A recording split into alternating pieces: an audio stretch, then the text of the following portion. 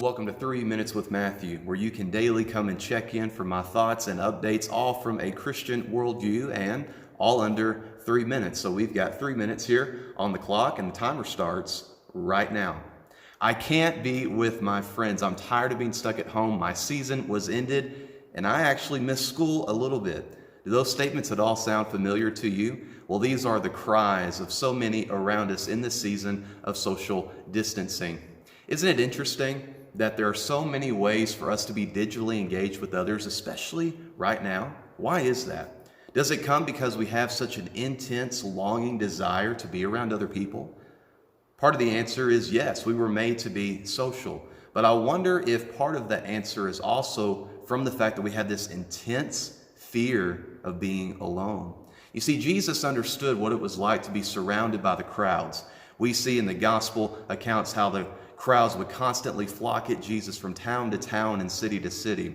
But what is so striking are verses like Luke chapter 5 and verse 16, where it's described that Jesus would withdraw, and he would withdraw to pray. And in between those two phrases is a fascinating statement. It says that Jesus would go, as he would withdraw and as he would go pray, he would go to places like the wilderness or the deserted places, or as the NIV says, the lonely places. Jesus intentionally chose to be alone in the lonely places to spend time with the Father. In fact, it would be that time with the Father in prayer that would physically sustain him in his ministry. I also think about the night before Jesus was arrested and then later sentenced to death. Knowing full well all that was in front of him, knowing full well the suffering that was in store, he prepared his disciples, whom he loved fiercely, and then he led them to the garden where he withdrew and where he would later pray. At the crisis moment of his life, Jesus intentionally elected to be alone and be lonely in view of everything that he would accomplish for us. You see, Jesus modeled a great truth here, that there is great power that can come in isolation when we use those lonely moments to pray.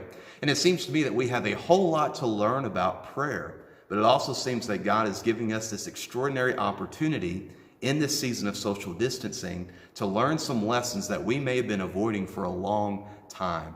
So don't waste this season of social distancing.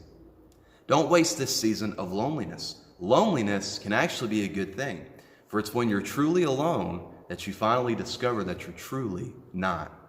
You go and think about that.